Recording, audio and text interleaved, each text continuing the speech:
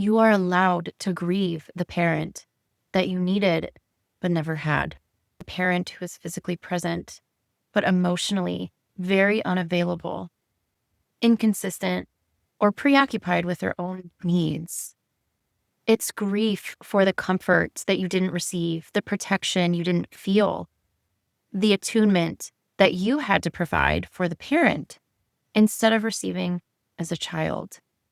And often because nothing concrete was taken away and this person may still physically be present, this grief can be hard to name and it can be hard to allow yourself to connect with. You might have trouble giving yourself permission to feel sad, to feel anger, to navigate these complicated feelings.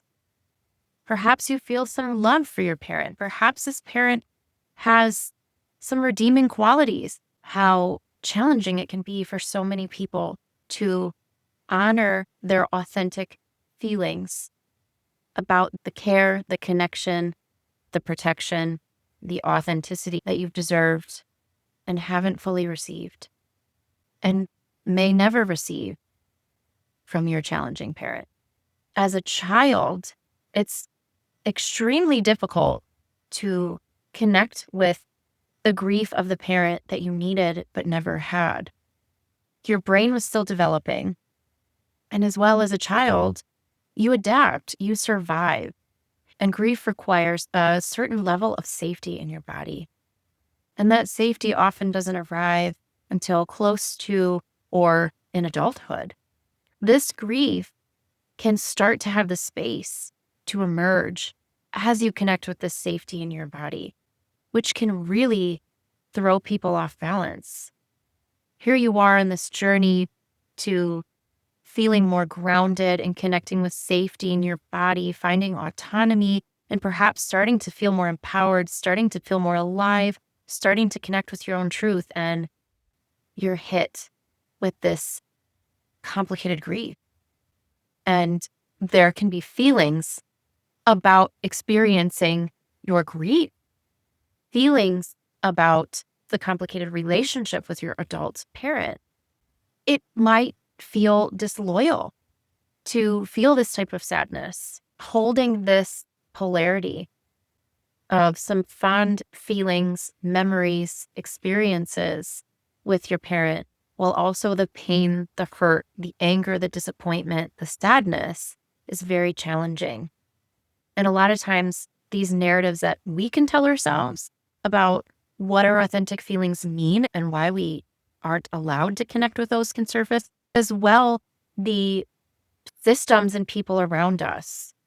For example, you might have some thoughts and feelings that surface such as, oh, I shouldn't complain. Other people have it so much worse. Or, well, my parent did the best that they could. They provided me with my basic needs. So you may find yourself minimizing your own experience. You may find yourself judging your authentic feelings and longing for the type of parent that you needed and never have had. Grief is not a judgment of your parent. These feelings, this grief that surfaces, is your body acknowledging these unmet needs. You can still hold love and loss simultaneously. It is challenging. So it's understandable your relationship to your grief also feel complicated. This grief also likely doesn't have a clear ending, a loss that isn't marked by society. There's no ritual for emotional absence.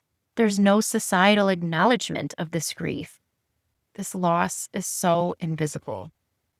This complex grief doesn't necessarily call for you to confront anybody or forgive anybody or move on or cut anybody off.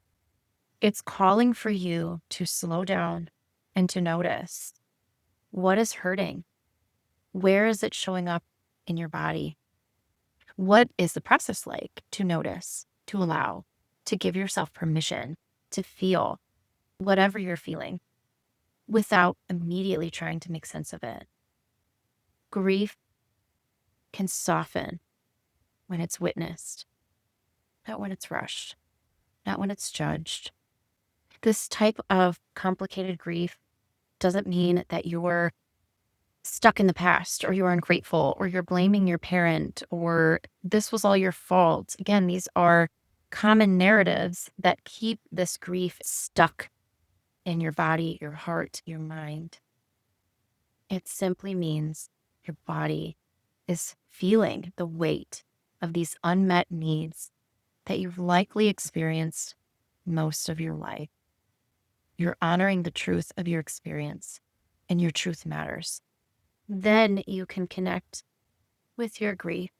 You can express it. You can process it. It can flow through you. You decide how you express it, when you express it, whatever feels appropriate and supportive for you. And granting yourself permission to your authentic experience, you are opening the door to your own healing. This is not easy.